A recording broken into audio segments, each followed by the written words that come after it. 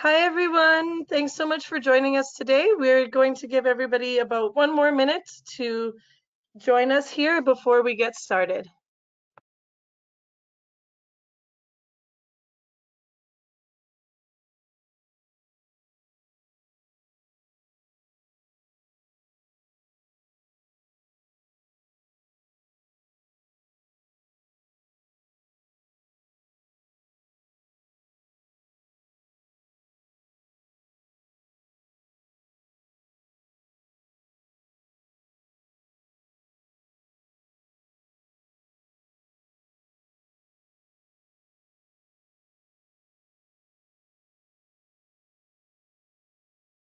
All right, so welcome to today's webinar. My name is Jenna and I work for Emerging Destinations. We represent cool companies and cool places. Today, I'm being joined by Andrea and Salvador, who are both located in Georgetown, Guyana. Andrea is the general manager for Wilderness Explorers, originally from New York, but she now calls Guyana home. Joining her is Salvador.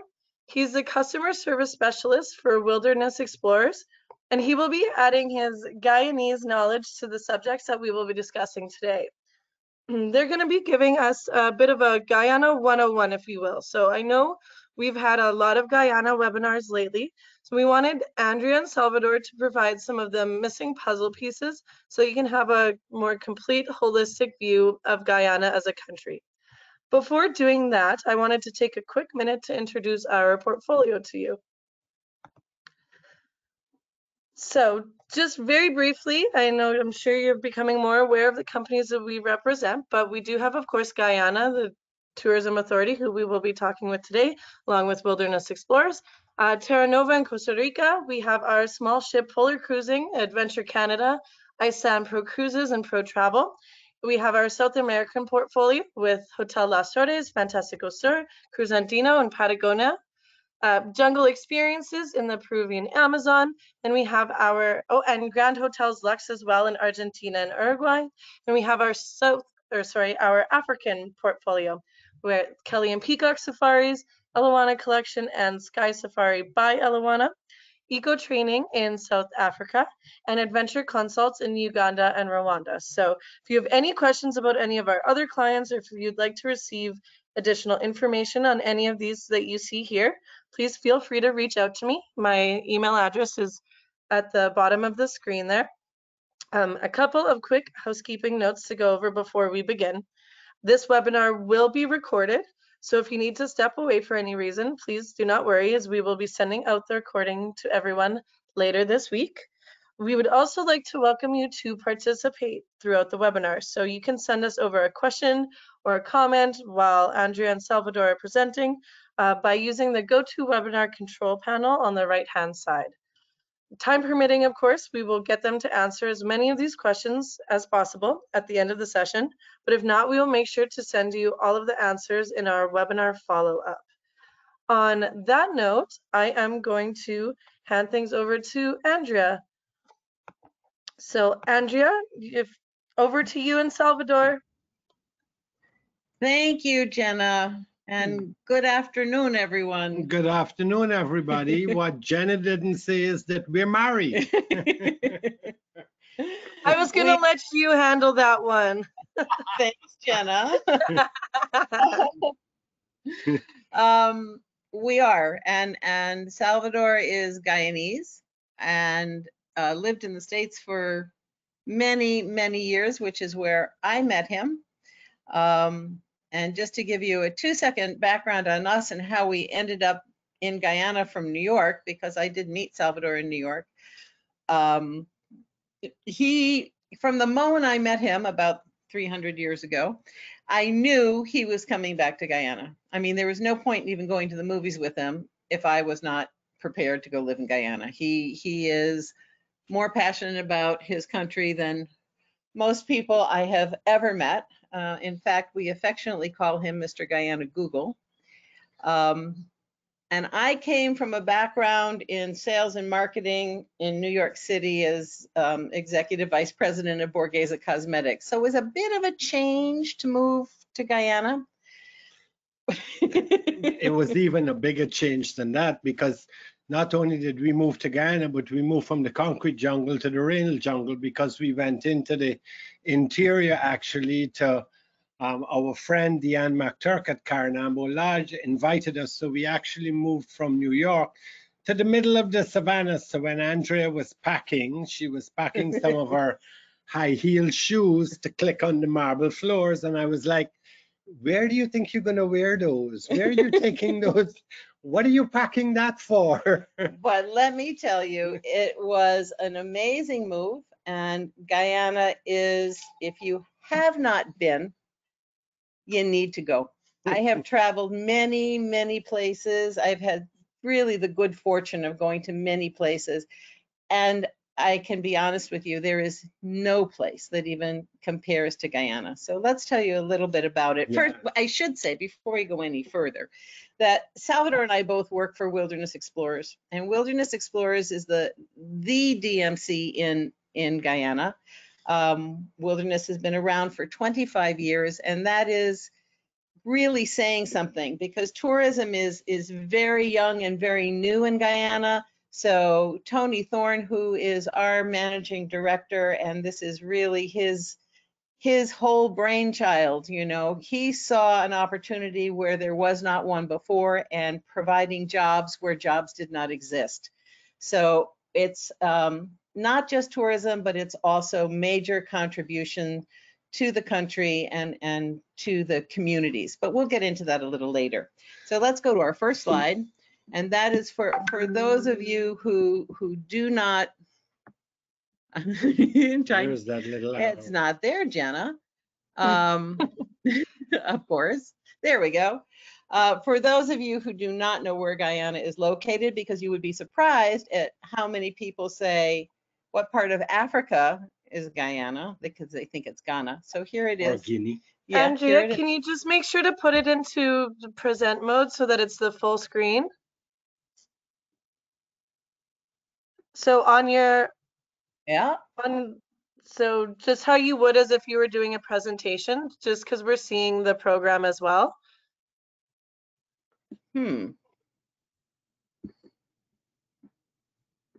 So like presenter mode, there we go. Oh, okay, Perfect. guys, sorry about that. Apologies. No Okay. worries, we're good now. Okay. So it's important to understand, if you see in our previous slide, you see where Guyana is located. Here you can see who our neighbors are. And what we're really trying to show you here is Guyana it is part of South America, but it's closer to actually to Africa, because it was the original one continent, Gondwana, and the Guyana Shield, which is six different countries, because it includes a piece of Colombia also, is very, very, very ancient, old one continent, Gondwana. So it goes back years. So flora, fauna, geography is very different from the rest of South America. Okay, and so is the culture here too, Yes. I think. In Guyana, English is the language. And this is really, really key, especially for a lot of our guests who are coming from North America. They don't realize that English is the first language of the country. So that's really a real plus for us. Culturally, we're much more Caribbean than we are South American. And I think the other thing to really focus on is our indigenous population. There are 9 different tribes within Guyana, and we'll talk to you a little bit about them later. But the other thing is that 85% of the country is still covered in forest. And part of that has to do that the population, even though the country is about the size of Britain, 95% of the population live within a few miles of the coast and lived all along the coast. So when you take off in a plane, for example, going to Kaiecho Falls or going into the savannas, the South Savannas, once you take off, you don't see anybody until you're land at the other end. You're just flying over endless broccoli. We'll show them pictures of that in a minute. So, and the other thing is, you know, social distancing in Guyana is easy. Yeah, because we get about as many guess in Guyana, this was before COVID-19, in a year that Machu Picchu gets in a day. So it's really, you know, when we say undiscovered, it is. And our population, I mean, I was saying this, it wasn't a pleasant thing, but I was saying we've got less people in Guyana than New York has on unemployment. So, Really? there's one main road that goes straight through. All the way from north to south. It goes from Georgetown all the way to the Brazilian border, but only the first 60 miles is paved. Once you get off the first 60 miles, the other 300 miles, it's rough road. Well, it's laterite. Right. And you always say that a well-maintained laterite road is better than a paved road. Yes. Okay. So also the largest passenger aircraft that we have here for our internal flights is 19 seats. And that's the big plane. And we're going to show you pictures of that later. But I should tell you also that we have some of the finest pilots that Yes. exists. Yes. You are so safe with these guys. It's quite unbelievable.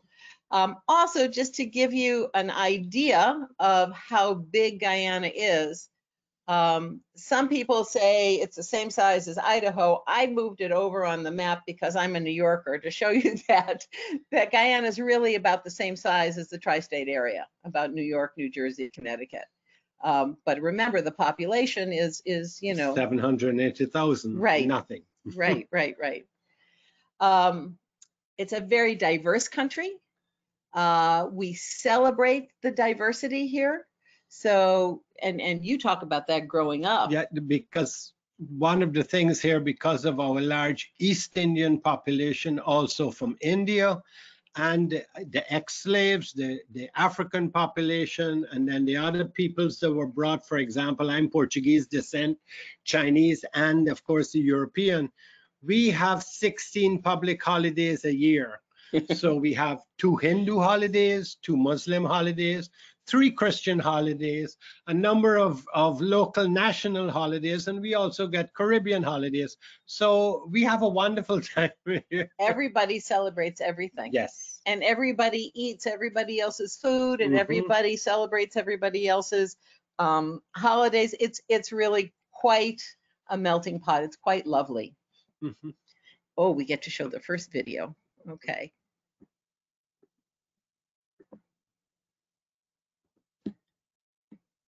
Here it comes.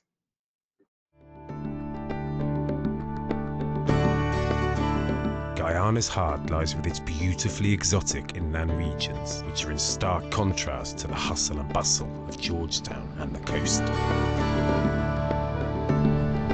Guyana's capital owes much of its distinctive architecture to the colonization of the French, Dutch, and then the British. From the impressive town museums to the Grand Cathedral, reputedly the tallest freestanding wooden building in the world. The city's markets are vibrant with the flurry of everyday life, and the beautiful botanical gardens offer a tranquil retreat. Guyana is the only country in South America where English is the official language, with a rich diversity of people. And on the coast, there's a distinctive Caribbean culture. The country's strong indigenous culture is evident as soon as you travel inland from Georgetown or along the lower Essequibo. Here, Fort Island, home to the Dutch government in the 18th century, is built on one of 365 islands on this vast waterway, the 3rd largest river in South America. The river's remote feel is punctuated by various island resorts with inviting beaches. Deeper into the interior, there are welcoming community lodges where you can explore the rainforest or move south towards the rolling savannah. Here you really get a feel for the wonderful eco-projects that are happening in the country. It also gives you a chance to meet people from the 9 indigenous groups who will welcome you to this unique and fascinating culture.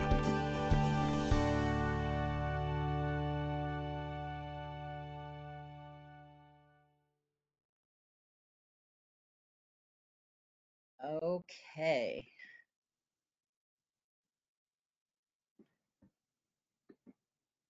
No, that's going to show the picture again. No, there. So this is Georgetown, which is the capital. Do you see the color? Do you see those red roofs and those green roofs? And that's the Caribbean feel. And I have to tell you that every time we go back to the States, whether it's on a sales call or whether it's to visit family, as we are landing at JFK, I'm looking out the window and I feel like it's the beginning of the Wizard of Oz in black and white, because I am so used to this big splash of color that you see everywhere. Yes, yes. Well, in this picture, you can really get an idea. Georgetown and all along the coast is 6 feet below sea level. So there is a wall to keep the sea out. Originally settled by the Dutch, of course, who were masters at harnessing below sea level. And very, very fertile land, so they were able to grow sugarcane and many other crops. But without the seawall, there is no Georgetown, there is no coastland. Let's go. So here, this is one of the things that you would take them to see if they came to visit us. Absolutely. It's everything you're looking at is made out of wood, of course, except for the corrugated zinc sheet roof. It's the largest wooden building in the world. Guyanese like to say, we think it's actually number 3, but no Guyanese will admit it. Number 1. None of us will admit it. And this is the Red House. And this is another one of the unique architecture that you'll find all over Georgetown. And the windows upstairs are called Demerara shutters. It's a development of the Bahama shutter, which was hinged at the top, but lay flat against the building. We added a sill and push them out. If you look on the right-hand side, you can really see the sill. The sills there. So the reason for that was that during the heyday of the bauxite coming from bauxite ships coming from Canada, they would bring huge blocks of ice that they would cut in winter from the Great Lakes, in the summer from up the Saguenay River or wherever, as ballast in the bauxite boats. You would then offload the ice in Georgetown at the ice house, and they go up the river to collect the bauxite, which of course is the ore for aluminum. And you can then go and buy either half a block or a full block. You covered it in burlap and you put it on your windowsill. So it took about a week for the whole block to melt. You closed in your window shutter and it cooled the entire house. And this was the original air conditioning. And it works. It really works. I've tried it. I've actually tried it. This picture is a picture of Cara Lodge, which is probably one of the hotels that we use most frequently. It's it's so beautiful. And you can see the Demerara shutters there as well. But what I would like to share with those of you who perhaps I come from a retail background, so you can close your eyes and you can walk into a store like Bloomingdale's and you open your eyes and you're in Bloomingdale's. And you walk into Cara Lodge, you open your eyes, you could be absolutely no place else but Guyana. And it is just the architecture, the hospitality, it is just absolutely magnificent. There are other hotels. There are lots of lovely hotels in Guyana. And for those who want international state-of-the-art, like the Marriott, we certainly do have that as well. And the service there is also outstanding. We're putting this up here now because I think it's important that we just address it head on. Yep. Guyana is a small country. We are behind where the United States is in terms of flattening the curve. We are still crawling up, but we are in the process as a country, not just as companies, of developing sanitation protocols. The bottle that you see in the middle, the green bottle, we make rum here. The best rum in the world. We'll talk about that later on. But one of the first things that the rum company did was to produce this sanitizing cleanser, which is a 70% alcohol, and it's quite cheaply produced and fairly cheap and locally and as opposed to the gel. So we're tending to use this a lot more and very frequently all over the place. But we're developing standards for the country so that you will be able to say to your guests, Guyana is a safe place to travel. We'll be able to market Guyana as a safe place to travel with state-of-the-art protocols in place so that we will be able to explain how the planes are sanitized, just as Governor Cuomo is explaining how the subways are being sanitized. We will be able to explain to our guests in advance how we can be sure of their safety here.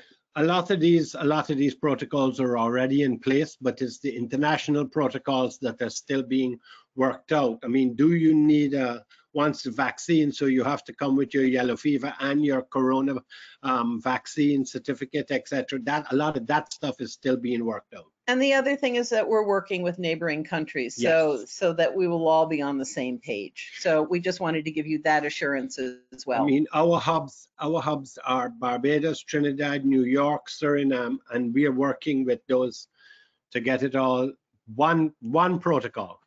Okay, now the botanical gardens, which is a bird sanctuary. Yes, there's well over 200 species of birds that can be found here, and it's in the middle of Georgetown. So it's quite unique that in the middle of a city, well, it's a kind of a city, yes. 300,000 people. And here are the manatees. And let me tell you, if you have never had the opportunity to get close, really close up to a manatee and feed a manatee, it is an amazing experience. They're huge. I mean, they Enormous. are enormous, larger than most, basketball players. But they appear so cuddly and so much fun, and the kids love them. And everybody loves them. And the thing is too that you have to remember that the mermaid they obviously were at sea a very long time and obviously had something to drink to think that this beautiful thing here is a beautiful woman. But yes. We also have some very spectacular birds. This is one of our endemics, the blood-colored woodpecker that you can find. The Rufus crabhawk also around Georgetown, and then the scarlet ibises. We are having diplomatic troubles with Trinidad at the moment because of all the replanting of the mangroves along the coast for erosion. The scarlet ibises, which is the national bird of Trinidad, are leaving by their hundreds and coming to Guyana. And Trinidad is complaining that we're stealing their national bird. Well, we're not really. The birds know where it's nicer. And scarlet ibises are red because they eat crab. Yep. And there is nothing quite like it at about 4:30, 5 o'clock, just because our sun goes down a little bit earlier here, which we'll talk to you about in a bit. But just at dusk, to see this flock of bright red coming across the sky, it's really breathtaking. And that's our national bird. Yes, and it's a prehistoric thing. It actually has a rumen like a cow that digests leaves. And the babies have claws because on their wings, because they walk using their claws to pull themselves up branches. You see why we call him Mr. Guyana? No, dear. Google. All right, moving right along. Red and green macaws. Yes. Now, this is the broccoli. Yes, when you get on a plane and you're leaving Georgetown, and whether you're heading into the Rupununi or you're heading to Kaieteur Falls, it doesn't matter. Once you leave town, this is the first thing that you're going to see out of the planes. And I remember very clearly sitting next to a 6-year-old who pinched me, tapped me on the shoulder and said, Auntie, look out the window. It's fields of broccoli. The trees because the breeze blows them, there's always a space between one tree and another tree. And that's why it looks so much like broccoli. So, rush hour. Well, I was going to say, this is just proof that we do social distancing naturally in Guyana. These photographs are real. I mean, it's very important that you understand we didn't just pick a good day to take these pics. No, there's no people, so it's, And what tourism does is tourism protects the environment, and it also protects the people. We'll get into a little bit about that later, but let us show you this video on nature. Are you ready to embark on a truly epic adventure?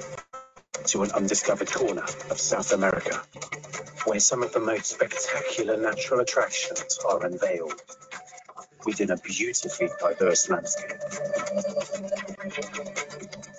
From the wetlands and savannas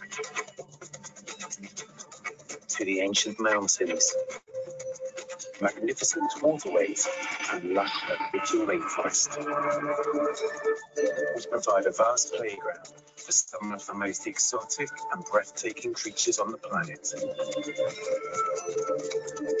including many of the world's giant species.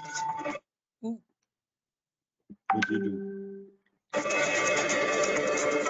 This untouched land of mystery and wonder serves up an exclusive experience for travelers. So are you ready for a new, awe-inspiring adventure? Welcome back to nature. Welcome to Guyana. Okay.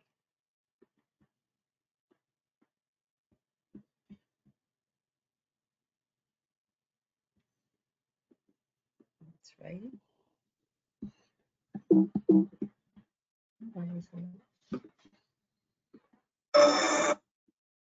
Okay, these are the wetland savannas. Mhm. Maybe you can explain about them. Before, Guyana actually means land of many waters.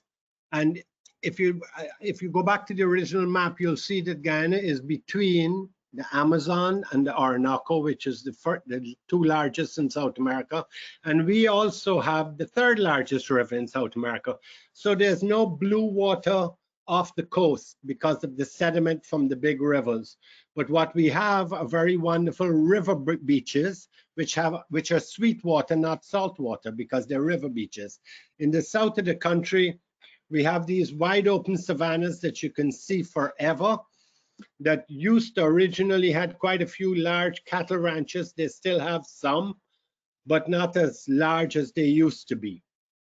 Okay, and the sunsets, the sky is just enormous. The colors, I mean, every single day it is a different mix of colors.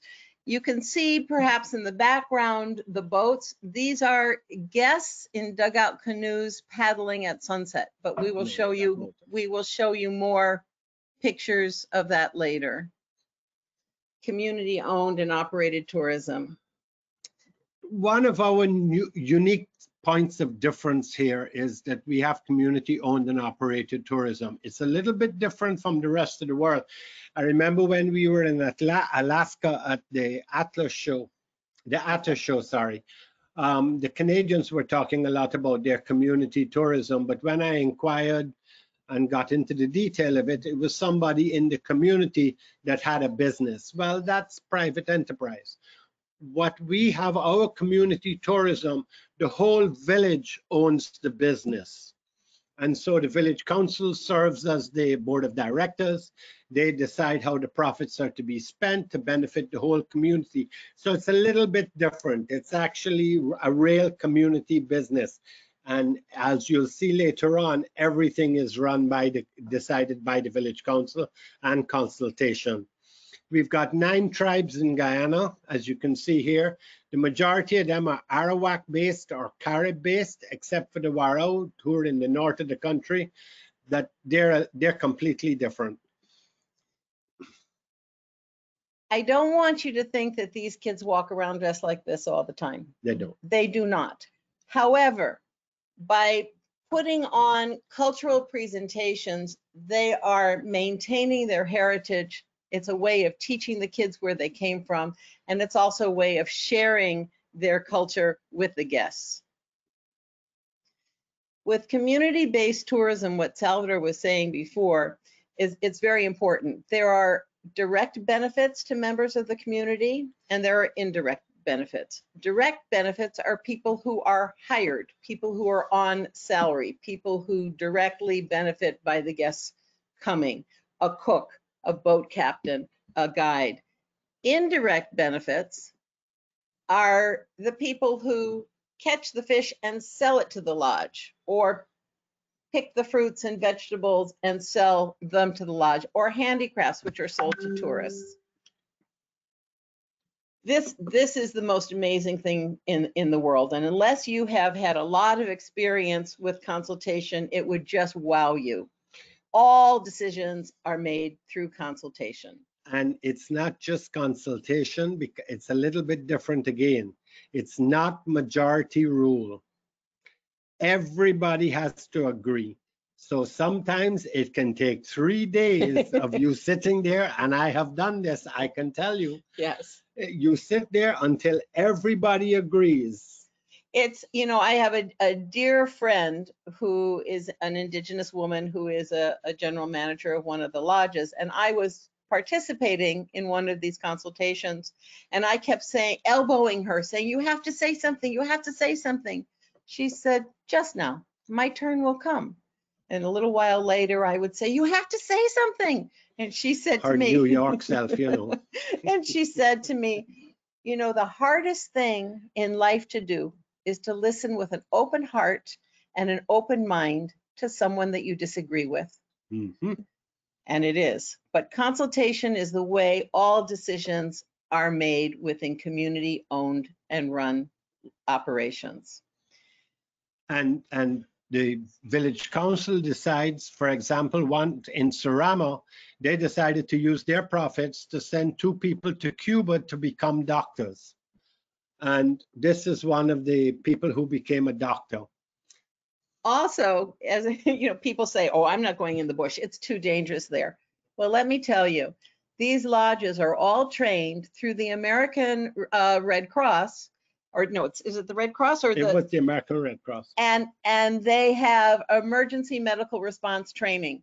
So the staff at the lodges are in better shape to take care of you should something happen than you would be if you were, in Georgetown. And in this case, I was volunteered as the victim. Yes, you were. The other thing is that the profits also go to education and to the kids, to supporting the school systems.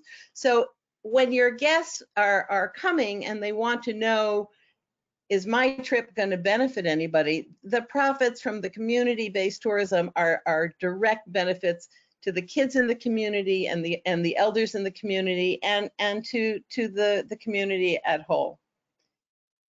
I love this picture. This is Quaimata Village.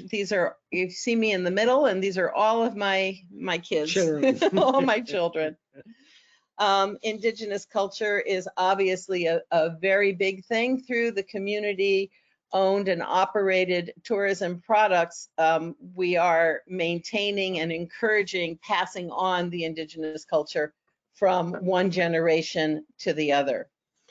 And this shows is a picture showing you how they make farine, which is made from the cassava, because cassava is the base of the diet, the local diet here. It's the starch.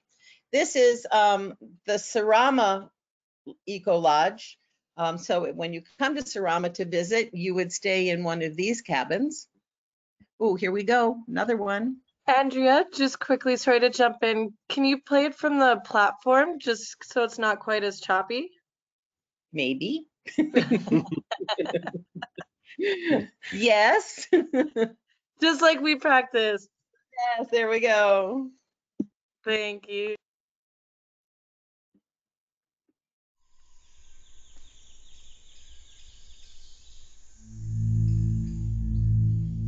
The fishing is very important here. It's our culture, it's the way we live, the way we hunt, the way we farm. We use the bow and arrow for fishing in the shallow water, and so I would stand on the bank to wait for the fish, and whenever I see a fish, then I can shoot him. The food that I enjoy cooking is roast fish. We just eat it naturally. Maybe that's why the Amerindian are so strong today. We don't really suffer with any sickness. There are different groups of indigenous people, but we are from the Mukushi. Baskets are mainly made by the male because it is like a tradition for men to do handicrafts.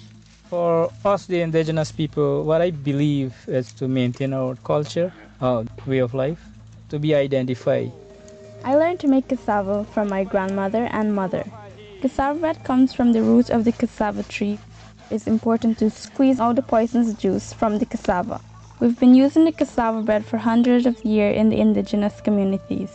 Amerindian culture is important to my life because it was handed down from generation to generation.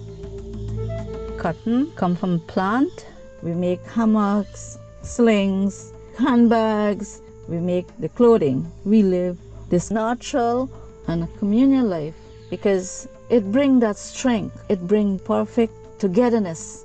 This is wonderful.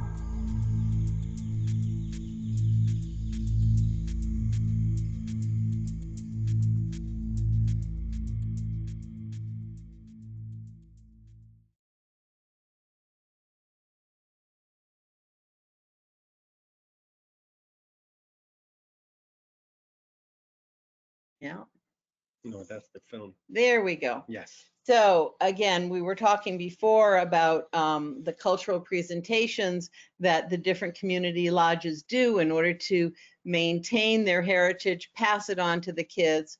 And it's really a wonderful experience to participate in. The one thing that I'd like just to take an opportunity to mention here as we go through is that tourism, as I said to you at the beginning, tourism provides jobs where there were no jobs. So previously, the men would leave the community and it could be as much as 80% migration rate out of the community, which leaves, families, single parent moms, with the kids. They can't go to the farms because They won't go to the farm without their husband. so you have, farms that aren't tended to and families that are disrupted when the men go off to either timber or the gold mine. So tourism really keeps families together and provides money at home. And it's an important thing to keep in mind. This is a traditional indigenous home on the inside of the home. You can see the fireside where they do the cooking. This gentleman is making his arrows and He's just come back from collecting all his arrow canes and he's going to make his arrows, and he actually makes to sell. And you have different arrows for different, you use one arrow for fishing, one arrow to hit a bird. It has a big ball in the end. It doesn't kill the bird. You take the feathers you need to make your headdress and you let the bird go. So it's like you're harvesting the feathers. transportation. Yeah.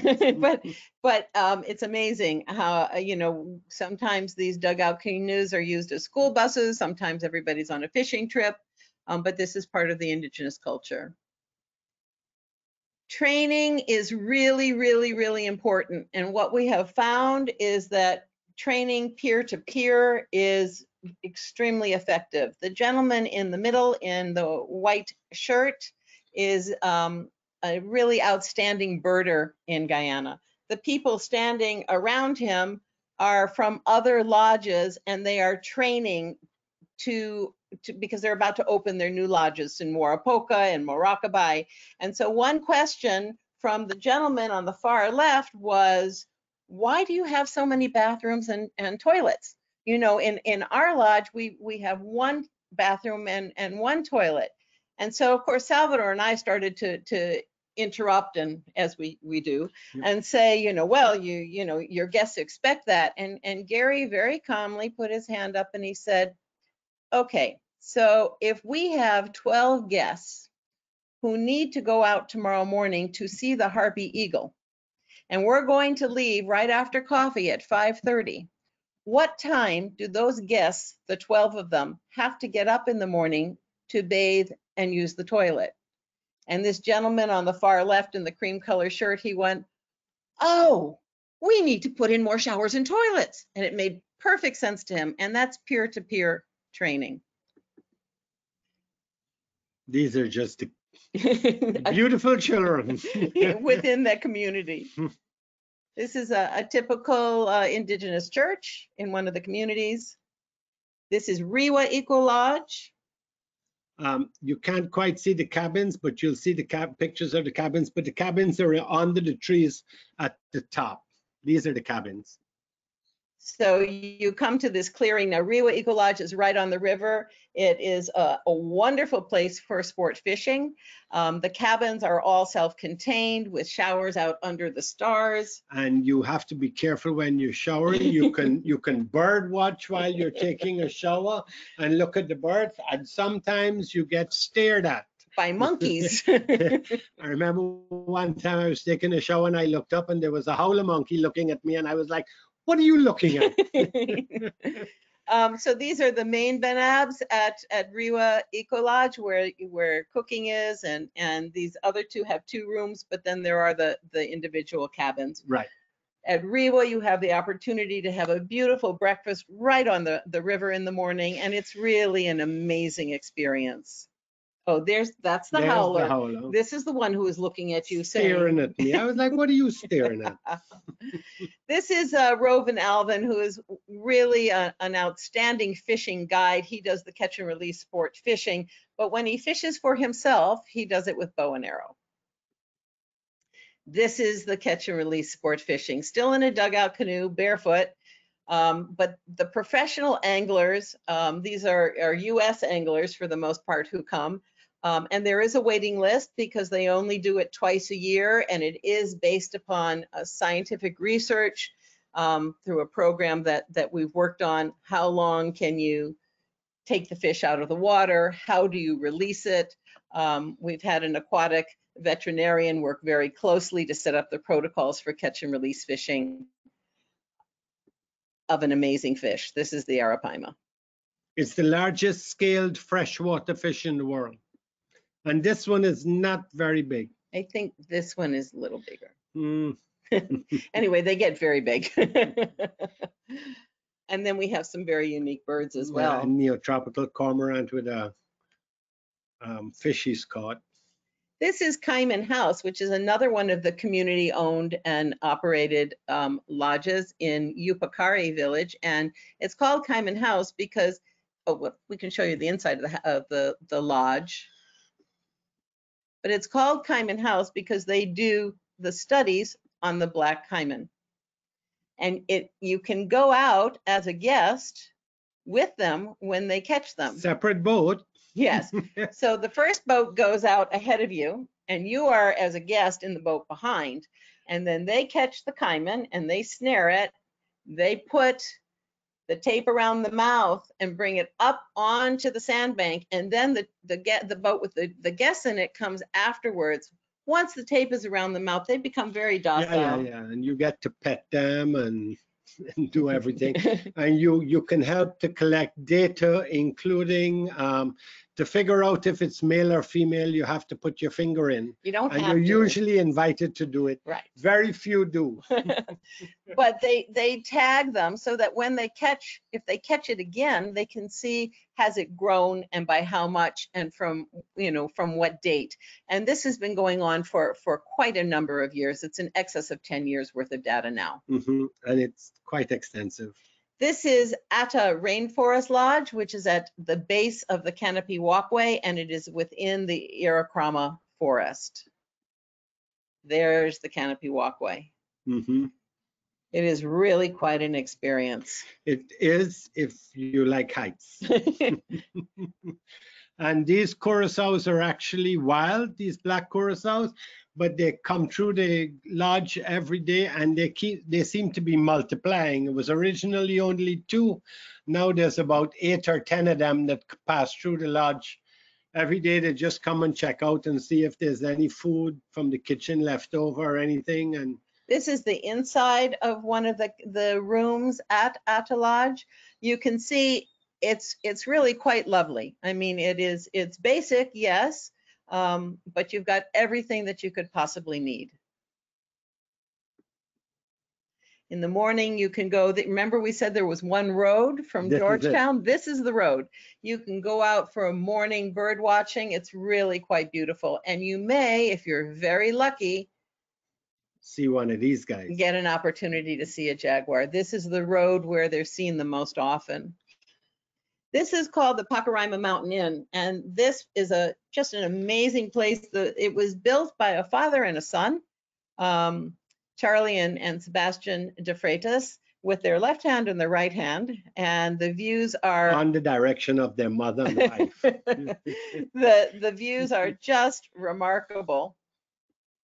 This is the wife. This is the real boss. This is Veronica. We call her Auntie V. She's one of the best cooks in the Rupununi. What you see in front of her is called soursop, and she's about to make soursop ice cream. Or guanabana, which is the best ice cream in the world. This is Caranambo Lodge. You can see how remote it is. This is where Salvador and I moved in 2010. So you can see I went from Bloomingdale's 59th Street to, yes. And she wanted to take high heels. But What? it is just an amazing, amazing place. I think everybody who has an opportunity to go to Caranambo should absolutely do it. This would be your home away from home. Everybody gets their own individual cabin, en suite, of course, with your own veranda and hammock. These are the kids from Kwaimata School that you saw a little while ago in another picture. And the boat coming is from are Catherine and Mark, two American lawyers who came 4 times. Catherine fell in love with the school and these kids, and every year she would pack these great big barrels full of school supplies and ship them down, and we would take them over. And the kids started calling her their angel. So when they heard that Catherine and Mark were coming back, they all lined up on the sandbank to sing a welcome song to them, and there wasn't a dry eye in the place. Bird watching on the Savannah is an exceptional experience at Caranambo. As is the going in the old 1956 Land Rover, which I think is still going. Another thing is the Caranambo Trust, which I invite you to find out more about too. It's very important. You notice here that this aquatic vet who is standing over one of our local guys, Oswin Ambrose, and she's teaching him about the fish in his river. She's from the Shed Aquarium in Chicago. This is an activity that you do in the evening. There's Salvador in the green shirt at the end, and these are 2 guests, and we are out in one of the water lily ponds at sunset, enjoying a rum punch and cashew cookies. It's an experience that you must do. The flowers start out the first night white, and they open. Takes about half an hour for the flower to open. And as the flower open, you sit there, and you usually each guest gets a different flower to see whose flower will open first. And then you sip your rum punch as the sun is going down, and it's quite magical. And what I wanted you to know is that, as I said, these are not professional pictures. This picture was taken by Salvador's cousin with his drone when he was testing it out. This is the lily on the first night opening. And this is the first night. It starts off white, and then by the 3rd night opening, it closes back during the following morning during the day. There is a scarab beetle about 1 inch long that comes and goes inside and is trapped in there for 3 days. And on the 3rd night, it goes from a white flower to a pink flower, from a female flower to a male flower. So it changes color and sex. Let me see if I can, you see the pink flower down at the bottom of your screen? That's a male flower. So right. You see, men can wear pink. These are the vaqueros, which the cowboys. And this is one of the few places in the world where the cowboys are actually Indians. And if you can see Johnny's feet on the horse in the front, he's not wearing shoes. No. And what they are doing is, when you go to some of the lodges, Caranambo being one, you go out looking for anteaters, giant anteaters. And the anteaters are not afraid of other animals, you see. So Marvin on the left and Johnny on the right can go and find an anteater and guide it towards you without the anteater being scared, and bring it quite close. Now, anteaters are a good 6 foot from tip of nose to tip of tail. They have very poor eyesight. They have very poor eyesight, good smell. So once you're downwind, once you're downwind and you don't move, they come within a few feet of you before they realize you're there. Right. So it's pretty spectacular. But you know, the fact that the horses can guide them without the animals being scared or the horses being scared is really wonderful. This is a giant river otter. And he's eating a red belly piranha there, which is their favorite food. And I think this is she. I think this is Belle. it's Belle? Yeah. Okay. But they love their piranha. That's their favorite food, right? Okay.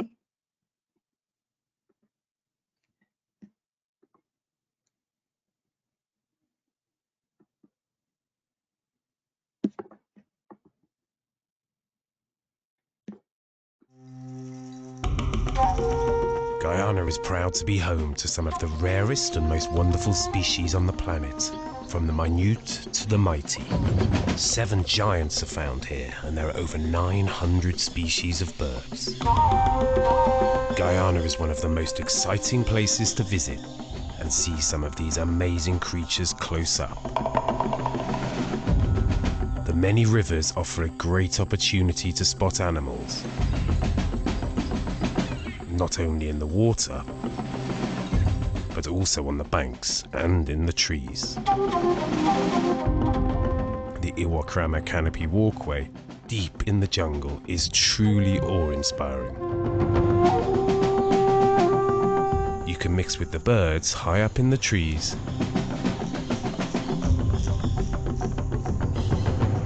and there are plenty of other animals at ground level. You can see so many of the world's most beautiful species here. You may have to search for some, but the rewards are fantastic. If you venture further south to the savannah, you'll find a different variety of animals.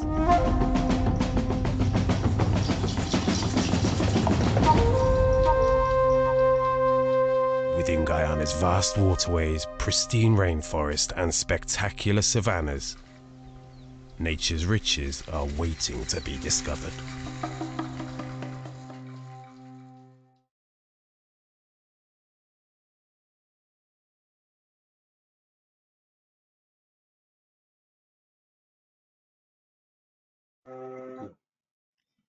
Okay.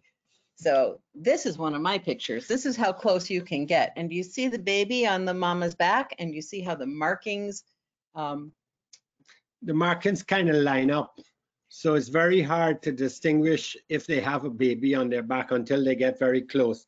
And she cannot pick it up and put it on. She has to lie down, and the baby crawls on her back because she has very long claws. Jabiru Stork. Again, this is the largest. One of the giants, yes. Yeah, so, you know, Guyana is known as the land of the giants. So you have the giant anteater, the giant river otter, the giant water lily, and here the Jabiru stork. The black caiman. There's also the giant the plants, the water lily, and the giant bromeliad at Kite Shore. This is Iwakrama, and I do believe that you've had a webinar on Iwakrama. It's a fantastic place that you need to visit. It's a must visit while you're there to find out about the research that is being done. You know, you can't protect what you don't know. Correct. So it's very important that we continue the research on the rainforest and on the savannas so that we know what we're protecting. Mm-hmm. These are the cabins at Iwakrama. This is the inside. And these are who they're protecting. Yeah, the local name here is Sakiwinki for them. The red howler monkeys. Toucanets. Now, if you look in the middle, I don't know if you can see the two guys in the white t-shirts. This is a serious climb. It's a goodish climb, yes. And you can have breakfast at that landing, and this is your view. There's nothing quite like it. It's not a hike for everyone. There are hikes and trails that you can take for everybody. So we are able to guide you and find out, you know, what your level is and what you would like to do. Then of course there is Mr. Jaguar. Everybody wants to see him. And we can't guarantee that you will see him, but we can guarantee that he'll see you. Yep. Tapir, this is your picture. Yep. Yeah, when you were on the river. Giant river otters. The crimson fruit code. This is one of the endemics that we've got here for the birders. Birding in Guyana is really a big deal. It's over 900. Yes, it's well over 900 species. So, and everything in one place because of all the different habitats and of course also the age of the place. We saw the black curassows Yes. before. They're at Atalaj. And these guys. Salvador's favorite, not mine. they're pretty nice. Puffbird. Yes. We do a lot of turtle conservation here. You want to talk a little At bit? Caiman House, they also do research on turtles. Besides Caiman, they do research. What they do is they collect the eggs when they lay them on the sandbanks in the laying season. They take them back to Caiman House and they hatch them out there. They then put them in a man-made pond that they have right on site, and they keep them for about a year and then release them back into the wild with the wildlife clubs, and the kids and everybody gets involved. They have a special day for releasing them, but the survival rate quadruples from 10% survival, you get 90% survival if you hold on to them for a year. And the research the work has really been very successful. The numbers are quite high. This is a Warami Mountain, which is near Rewa Eco Lodge, another spectacular view. Mm-hmm. Dugout canoe trips. I mean, there's Salvador up at the front. We joke that, once you get to a certain age, you don't have to paddle. No, I don't paddle. I don't paddle. After a certain age, you don't paddle anymore. But river wildlife spotting with an engine, it's amazing what you get to see when you're out there. Boat trips are phenomenal. When we first moved here, Salvador took me for 3 weeks on the river camping. Yes, the New Yorker, three weeks on the river camping. It was her test. Oh, yes, and you passed. And she passed flying colors. Yeah, there are women on here. I know. Okay, so the other part of this is that you can go, I think the first day we saw a fisherman. Yes. But for the remainder of the period of time, we didn't. I mean, it was just there was nobody. Just the guests and the crew on the ship. I mean, on the boat. Mm-hmm. Also, 4x4 adventures are really self-drive adventures. You can either do a self-drive from Georgetown into the Rupununi, or you can do it by renting the vehicle and having a driver come with you too. Yeah. And this is the #1 attraction. It's really spectacular. It really is. I have a confession. Yes. My confession is that I used to live in Zambia. So, I saw Victoria Falls on more than one occasion. So every time I mentioned Kiteshore, she was like, "Oh, but I saw Victoria Falls. It can't be that good." Well, but then when I went, it was breathtaking. It was just absolutely unbelievable. And I've been apologizing ever since. That's right. I admit it, but it is absolutely a must do when you come. This is during the drier season. So this picture is in full wet season. Yeah, and this one's a bit drier. And this is with a guest standing there so you can get an idea of the size. It's the highest single drop waterfall in the world. And we do have the Cock of the Rock there nearby as well. Yes. And the golden frog, who lives in the giant bromeliad, in the water of these giant bromeliads in the leaf. So talk about staying at home and quarantine. That's where he spends his entire life. Makes it not so bad, right? Yeah, exactly. Here's Kiteshore again. Mm-hmm. Transportation Guyana. This is the big plane. Right, 19 seats, pressurized, bathroom on board, and this is the flight that will take you from Georgetown to Lethem, which is the border town. This is the caravan. This is a 12-seater, and this is the one that would take you to Kiteshore Falls. Transportation by road in a bush truck, in a Land Rover, by boat. Oh,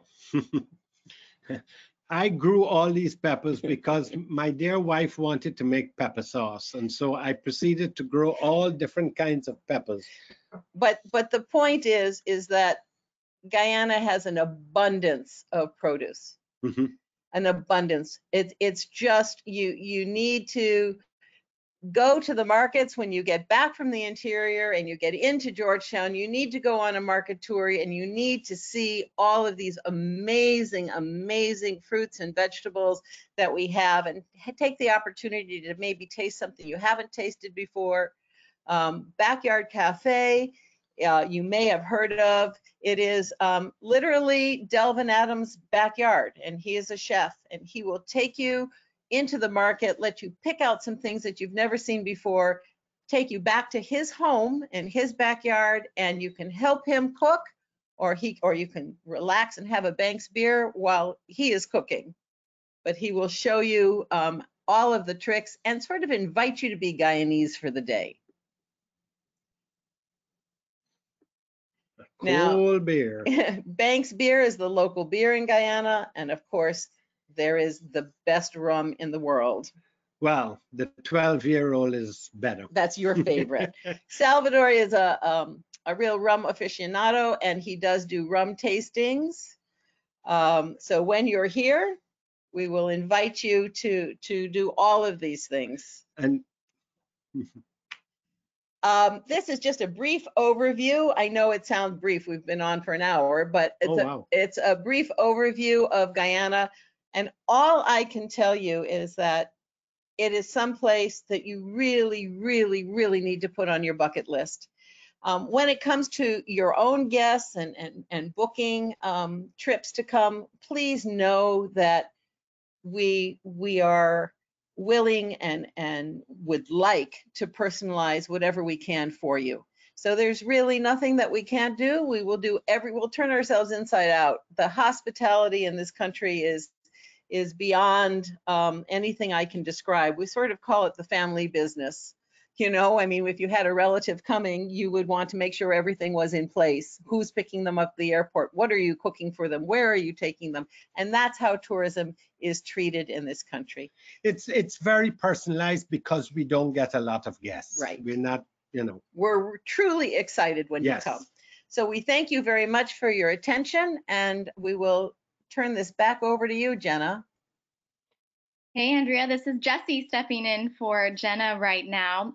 So thank you guys so much. It was an absolutely beautiful presentation. If you don't mind staying on this slide, I'm just going to ask you guys a few questions that came through Sure. that are really good. So I'd love to get those to you guys.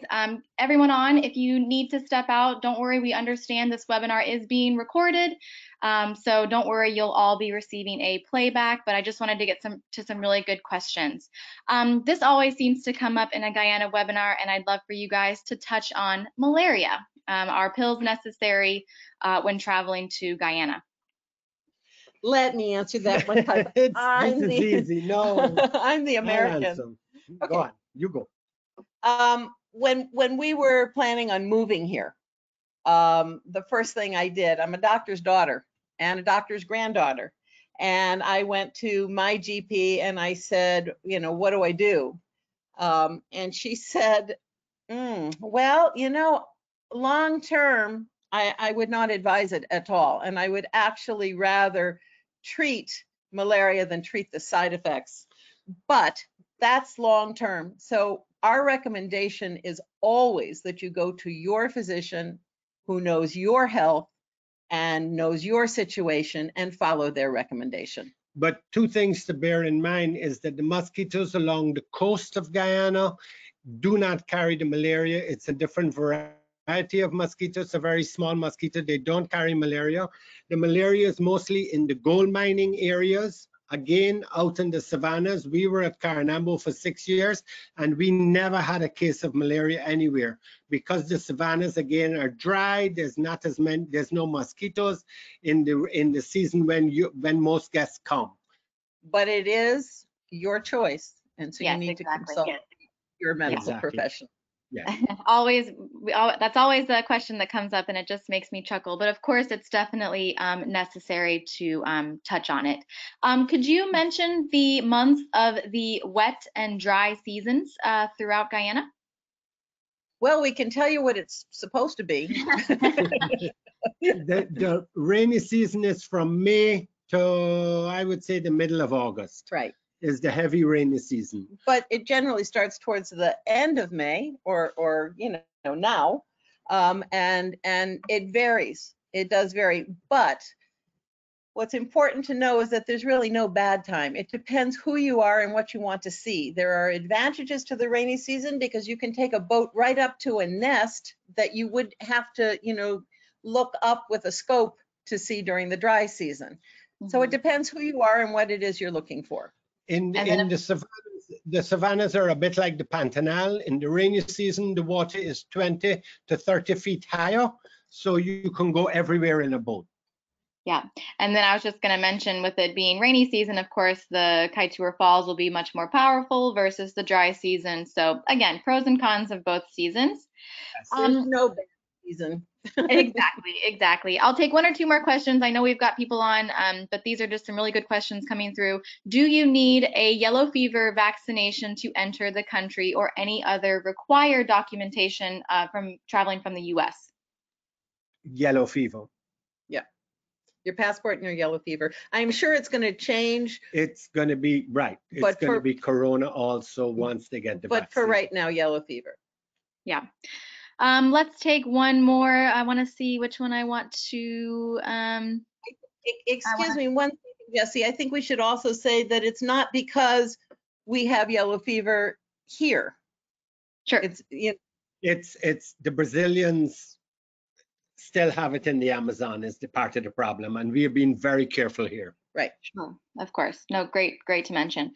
Last thing is we've had a lot of people type through on the I guess just the food. So if someone were diabetic or gluten-free or vegetarian, vegan, are the lodges and Guyana as a whole very flexible in their meal plans, of course, if you were to know ahead of time for any sort of dietary requirement?